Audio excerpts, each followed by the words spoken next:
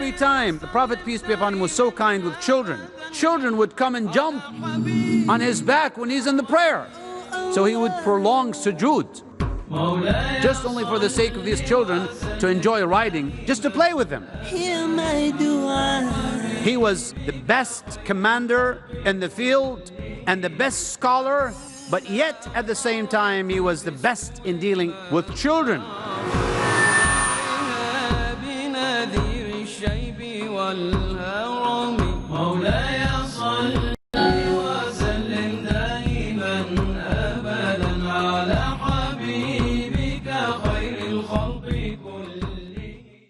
Dr. Ahmed Ibn Saifuddin from the Kingdom of Saudi Arabia.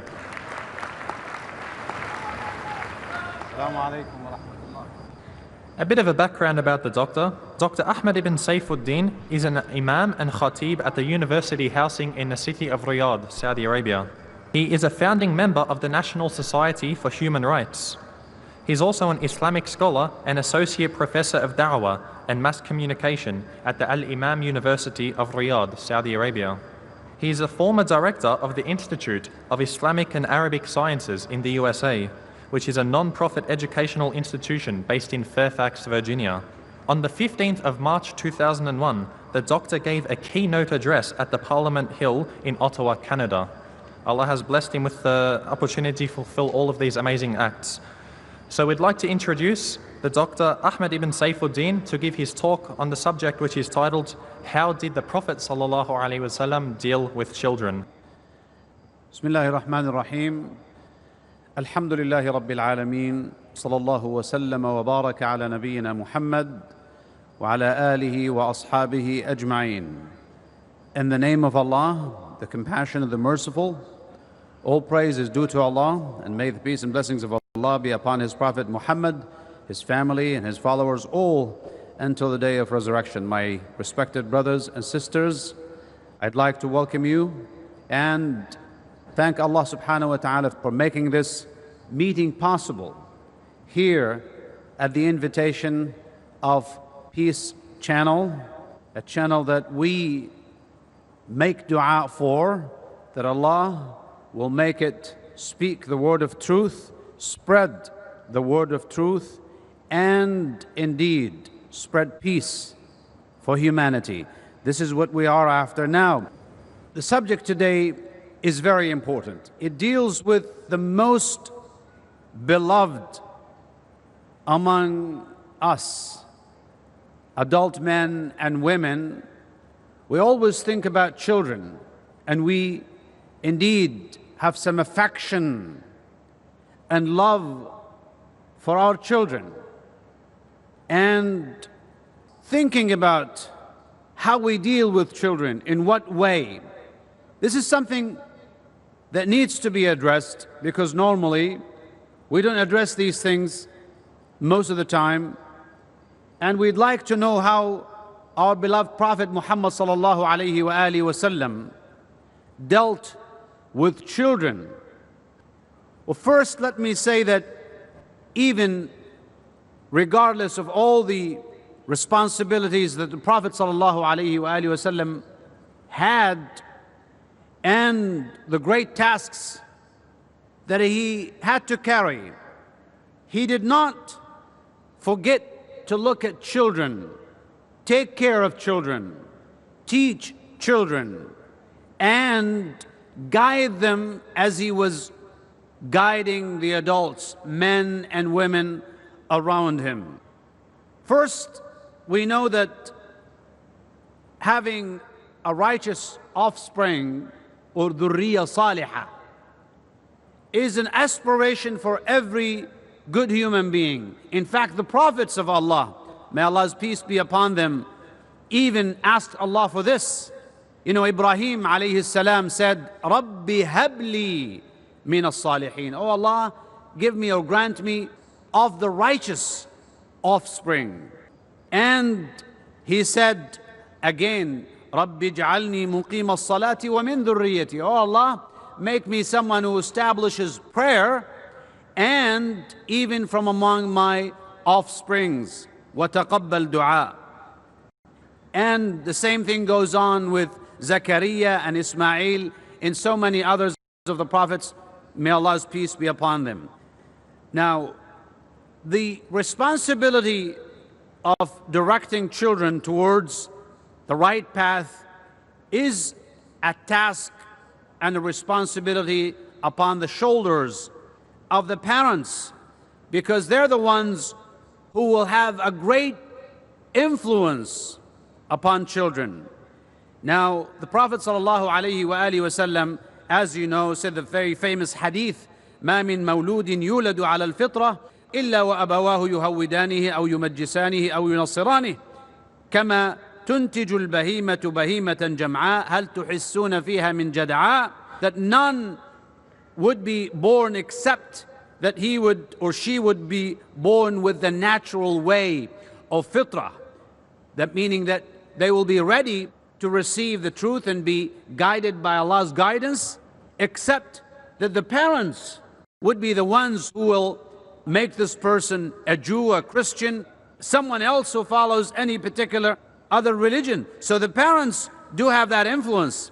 Let's talk about the Prophet, peace be upon him, during his early childhood. What happened to him? We know that he was born in the year 571 AC, and he was born on Monday for gracious and great two parents, his mother and his father, and Allah subhanahu wa ta'ala made him an orphan very early in his life, as his father died when he was still in the womb of his mother, and his mother died at the age of 6 when he was 6 years old. And that's why he was taken care of by his grandfather Abdul Muttalib, and later on by his uncle Abu Talib. And he was also sent to Bani Sa'd, a tribe away in Taif, so that he would in fact learn to be eloquent and a good speaker as he goes out of the city into the open area. At the age of 4 or 5 of his age, a very interesting incident happened to him, as is Jibreel, the Ruh of Allah, came when he was a young boy playing with children, and then he took him and put him to the ground, opened his chest physically opening his chest, taking from his chest this alaqa, or this piece of clotted piece of meat, and he in fact took it out. He's that I'm taking for you. Then he cleansed it and took this from his chest, cleansed it in a utensil of gold and with the water of Zamzam, and then again put it in his place. It's just like a surgery. That's what happened to him, may Allah's peace be upon him, in that place. And then the children around him were saying that Muhammad was killed. They didn't know that it was Allah subhanahu wa ta'ala's plan for him to be taken care of from early childhood. So the Prophet, peace be upon him, as a child was taken care of by Allah, and Allah protected him. And he was taking care of children and even directing people and parents to take care of the children, beginning with the choice of the mother.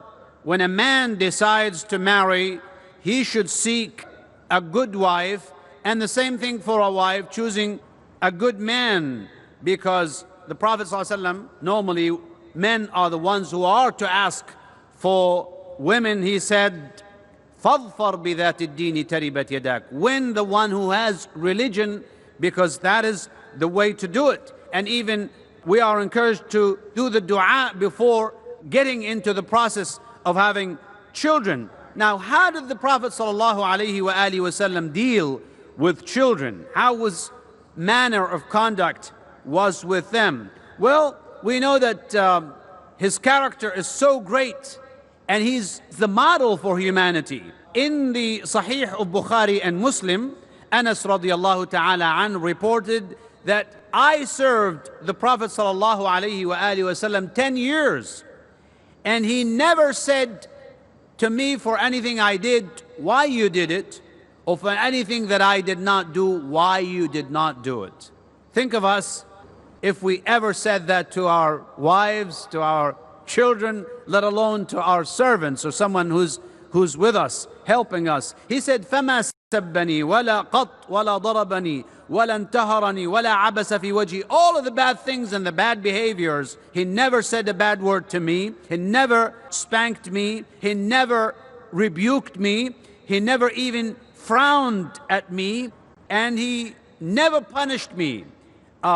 Whenever they said to him, you did this wrong, some of his family members would say that. He would say, well, look, if Allah willed, he would have done that. So don't ever talk to him like this. Sometimes he would go out in the market as he was sending him to get something from the souk or the market. And one time he said, well, I went out until I saw some children. He was a very young boy, naturally for boys to go and play around. And he joined them. And the Prophet came after him and he just stood behind his back and he grabbed him from the back and he looked at him and he smiled at him.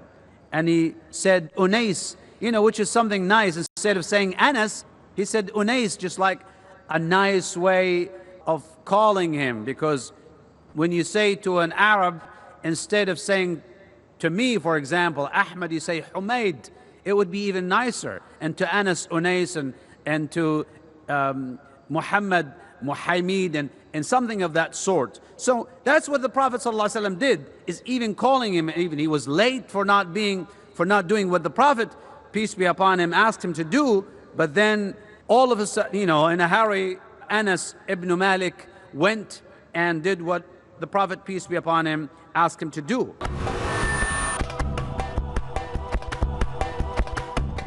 The Prophet, peace be upon him, was so kind with children. Even their names, he would choose a right and a good name, just like he was doing to the adults, men and women. If he does not like a name of a person, he would change it. For example, he changed the name Harb, which is a war, to Silm, which is peace, and Al-Hakam, and Al-Asi, and all these other names. He always would change it to the opposite, so what is always good. And we know that Ali ibn Abi Talib radiallahu ta'ala anh, he said, this is Ali, said, when Al-Hasan was born, the Prophet, peace be upon him, came and he said, tell me what you called him, what you named him. He said, we named him Harb, war. He said, no, he's Hasan, he's beautiful. And then when Al-Hussein was born, he said, tell me what you named him. They called him Harb again, because looks like Ali was a man, mashallah, of strength. And we know he was a warrior and a strong man. And he again named his son Harb. He said, no, we'll call him Hussein, which is again not Hassan but Hussein, another beautiful name. And then when the third boy was born, the Prophet came and he said, tell me what you named him. They said, again Harb. He said, no, we'll call him Muhsin, even someone who's good and kind and even kind to others. And he said, well, I called him with names of the children of Harun alayhi salam. Harun, the brother of Musa, who named his children Shibr wa Shubayr wa Mushbir, which are probably in their own language, wallahu ta'ala a'lam, is like Hassan and Hussein and Muhsin. Now, even the Prophet ﷺ, when the children are born, he would name them, and he would even make something we call tahniq. Have you ever heard of this term? Tahniq. Well, tahniq is to bring something that is sweet, like dates or pieces of sugar or honey, and even make it softer and put it inside with a finger.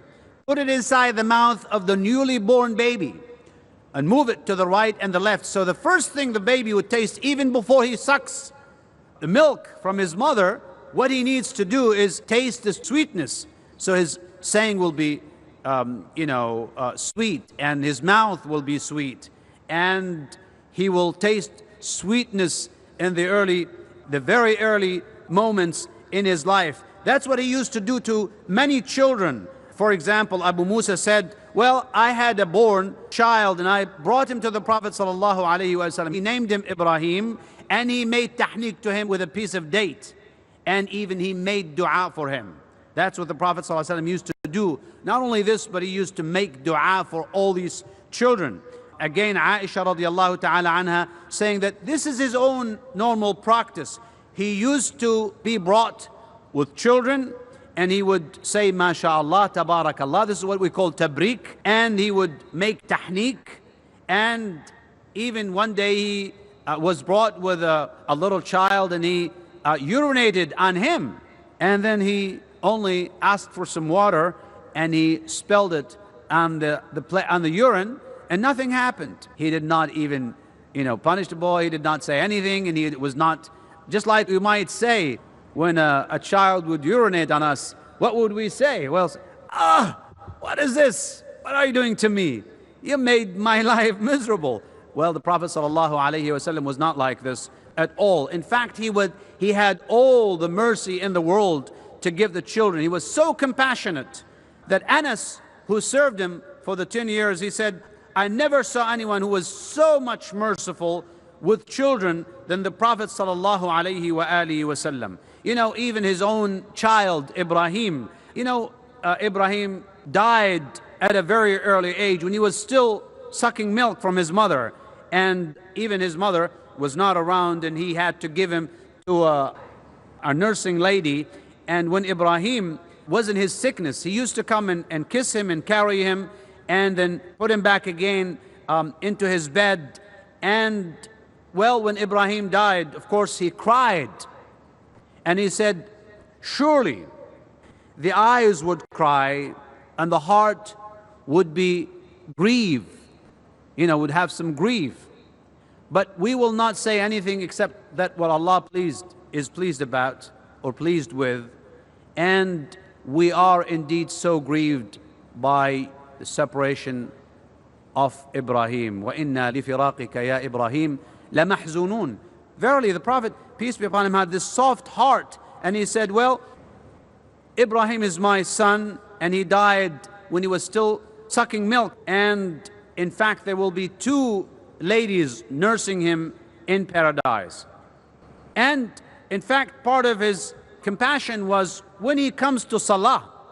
Remember, the best thing that a Muslim would do is to come in contact with Allah subhanahu wa ta'ala in the prayer, because you are involved in a direct dialogue with Allah in the salah.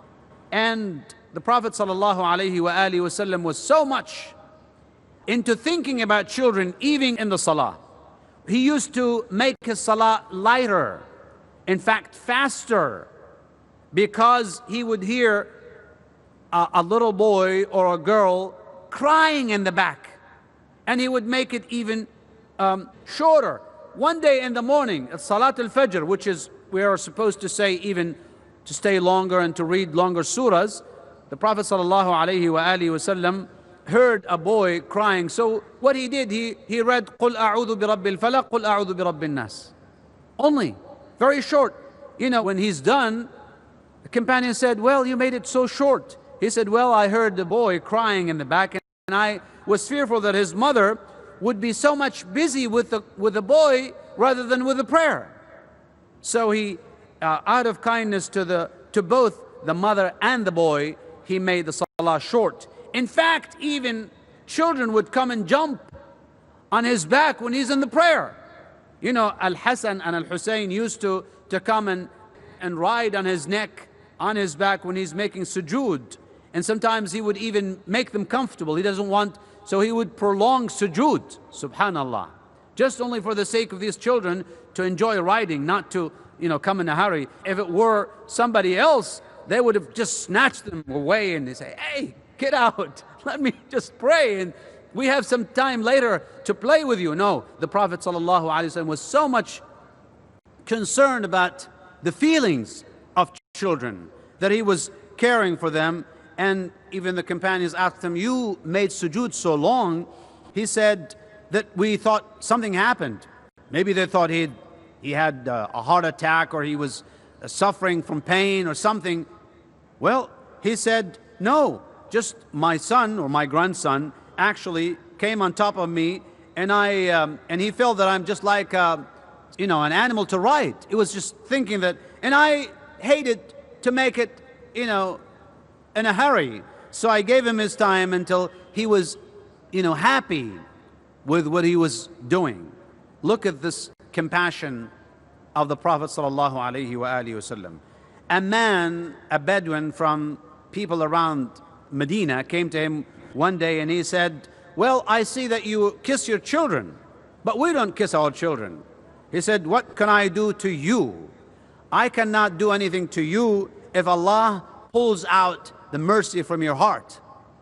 You see, he said, well, what can I do for you as a man who doesn't care about children, who does not kiss children, because kissing, again, is a show of kindness and compassion towards the children. Not only that, but he was even joking with children. The Prophet ﷺ used to joke with, his own children, the children of his own, like daughters, and particularly like Al-Hasan al-Hussein, radiyallahu anhuma, and he used to sit with them, and he used to even take his tongue out, just until they see the redness of his tongue, just to play with them, moving his tongue like that, just to please them. They're little children and they like that, and they get so happy. This is our Prophet, peace be upon him. All of his life, yes, he was serious. He was, of course, the best educator, the best commander in the field, and the best scholar, the best in everything that he did. But yet, at the same time, he was the best in dealing with children, that even he used to care with them. He used to even give them gifts and even say something nice to them. One time, Khalid, when she was a little girl, she said, I came to the Prophet, peace be upon him, when I was a little girl, and I had a yellow shirt on me, and he said, Sana, Sana, which is in the Ethiopian language at that time meant beautiful. So he was saying even to her in her own tongue, beautiful, beautiful, Sana, Sana. And then I used to go on his back and play with the seal of prophethood on his back. She would uncover his back and play with that seal. And her father said, don't do it. And the Prophet ﷺ said, no, no, no, leave her. Just wear. And he, in fact, made dua for her to have a prolonged life. And exactly that's what she did. She lived for long, alhamdulillah. And he used to play with children. And with Anas, for example, he said, oh, you who has 2 ears, come here. Look, every human being has 2 ears, right? But even he was saying to the little child like Anas, hey, you want to know who has 2 ears? Come here. He was just joking with them in order to please them. In fact, one day Anas had another brother by the name of Abu Umar, and he was even too young. He just like reached 2 years of age, and he used to come to the Prophet's house sallallahu alaihi wasallam, and he used to joke with him. He said, Ya Aba Umayr, ma fa'ala al-nughayr. He used to carry a little bird called naghr, right? And he even made this, what we call tasghir, to make it so nice and it rhymes well. He said, Ya Aba Umayr. His name is Umar, but he called him Aba Umayr. His name is Abu Umar. Yes, he called him Aba Umayr, ma fa'ala al-nughayr. Just like to play even with words with children. And even when the prayer would come, he would clean that. Nughayr is a little bird that has a beautiful singing. And he used to come and clean under the bird and do the prayer in their own house.